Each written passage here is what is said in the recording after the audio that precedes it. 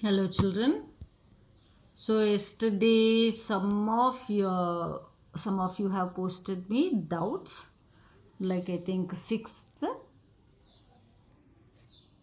7th, 9th and 10th are the doubts posted. So let us first read the problem, try to understand how to solve, then let's get into solution. So children, I repeat you saying the same thing. Don't start the problem immediately. When a problem is given, first understand what is given and what has to be determined. So those two steps are important. While you are reading the problem, you have to keep that in mind. Once when you know what is given and what has to be determined, now think to determine that what you are supposed to do. Yes, when you have come to a conclusion what you are supposed to do, then you start doing the problem. That's the fourth step. Once when you start doing the problem, then step by step see the mathematical conditions, apply all the rules, and then substitute, and then finally come to a conclusion. Okay, so before starting there are four steps for every problem, right? Read the problem. As you are reading, you should know, number one, what is given, number two, what has to be determined. And now once when you know this, then number three is what method has to be applied, or what formula has to be applied, or what is that what you have to determine to you find out what the solution is, right? So this is fourth step. And then fifth step is then you start doing the problem, and then simplify properly. Now, sixth problem. How many times will a wheel of radius 35 centimeter be rotated to travel 660 centimeters? Okay. So, now what is that? What is the condition here? So, suppose it is a cycle and you have to travel a distance by cycle. So your cycle wheel is of radius 35 centimeters. How many rounds should that cycle wheel move in order to cover a distance of 660 centimeters? See, each time when the cycle wheel is moving one complete rotation, how much distance will it travel? Yes, it is the distance of its own perimeter. Yes, that is what we are going to do now here. See, so this is 35 centimeter wheel. So when you start at this point and if you are rotating the wheel like this, then it will cover a distance equal to its perimeter. Is it not? Yes or no? As the wheel is moving like this, you can see that the distance covered in this is its own perimeter. So what has to be determined now? First step is you have to find out the perimeter. Right. And now the total distance to be moved is given. So total distance by in one go, that means in one rotation, right? Total distance by one rotation, the distance in one rotation gives you number of rotations. Okay. So total distance by perimeter. What is total distance? 660. Perimeter 2, pi is 22 by 7, r. So this 7 comes here into the numerator. So it is 660 into 7 by 2 into 22 into 35. Very easy calculation. 7 5s are. Now 22 30 times. 5 6s are. Now 2 3s are. So 3. Number of rotations that it should move is only 3 rotations. Very clear, is it not? Very easy, very clear. The only thing here you have to understand is, first imagine whenever a wheel is moving, so that means from one rotation means starting from this point you have to move this to the same point again. That means how much distance? It is the distance of perimeter, or what we call as circumference. So total distance by distance in one rotation gives you number of rotations. Distance in one rotation is its own perimeter. So that is how we will be getting the solution. So take a screenshot of it.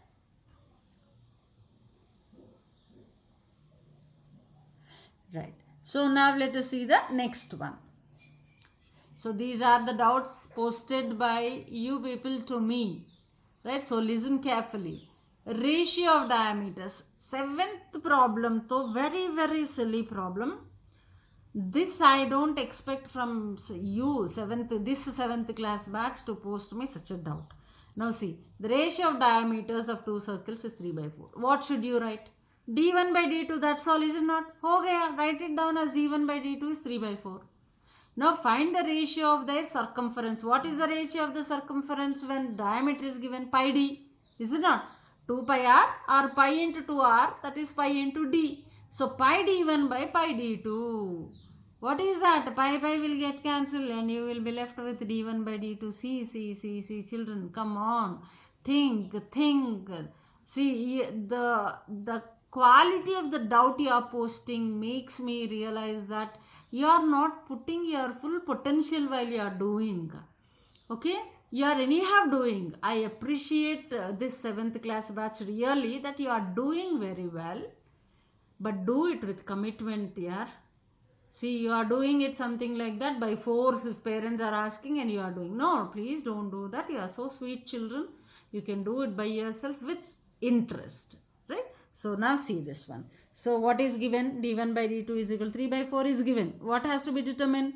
Perimeter 1 by perimeter 1 or circumference 1 by circumference 2.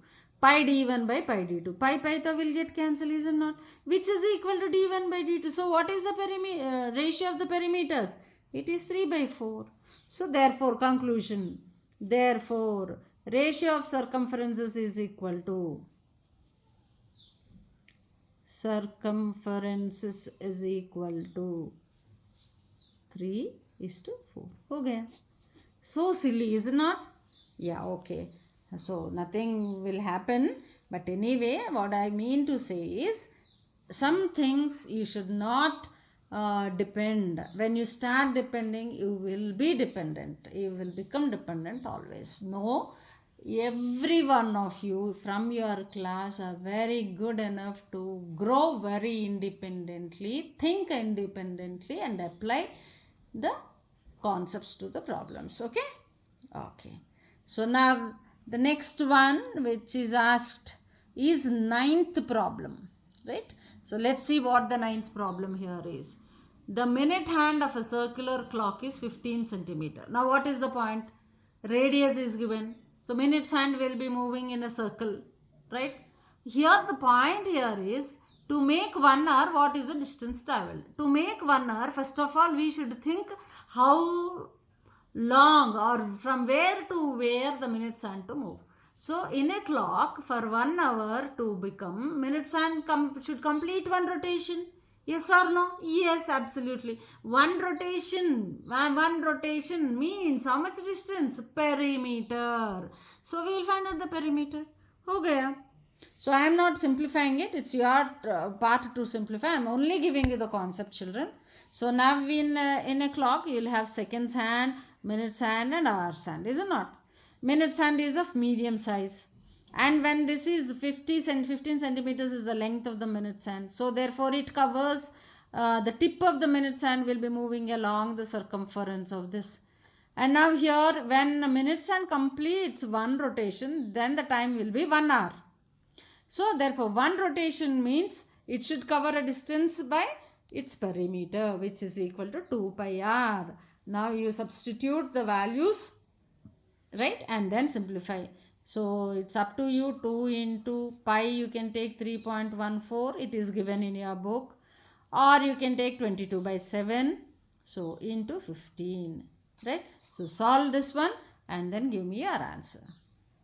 Right. Now let us see the next one. And this though really like 7th problem, even 10th problem. Think. It's so interesting to do mathematics, children. So think. If you think, you will enjoy it. So let's see what's the 10th one. A wire is bent in the form of a circle with radius 25 centimeters. So you have a wire. It is in the form of a circle now. And the circle's radius is 25 centimeters. Now it is straightened. And it is made into a square. What is the length of the side of the square? See, such a silly problem. That means the perimeter of circle must be equal to perimeter of the square. Is it not? Put the formula of perimeter of the circle, equate it to perimeter of the square, find the side. Ho gaya. Okay, let's see how to do it. So now, here this is the circle, right, whose This thing is 25 centimeters radius. And this one is 2 pi r. So what is the perimeter of this one? 2 pi r. What is the perimeter of this one? 4s. Is it not? So now equate both. What are all the values you know? 2 into 22 by 7 into 25. Right? Which is equal to 4 into s. S being the side. Now s is equal to. So this 4 comes here. Right? So 2 into 22 by 7 into 25 by 4 is equal to yes. This is the side.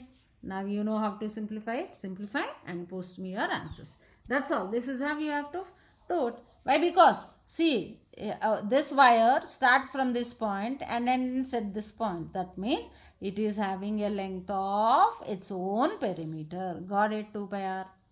Now this wire is made as a straight wire and then again bent into a square. So when this is bent into a square, you know that all four sides are equal. Then perimeter of the square must be equal to 4s. Now you are not attaching any wire to this or you are not cutting the wire. The same wire whichever is used here is of course made into like this. So therefore these two are equal. Right? So thus you will be getting yes like this. Okay? So solve the problems. Okay? Simplification part I left it to you. Simplify and post me your answers.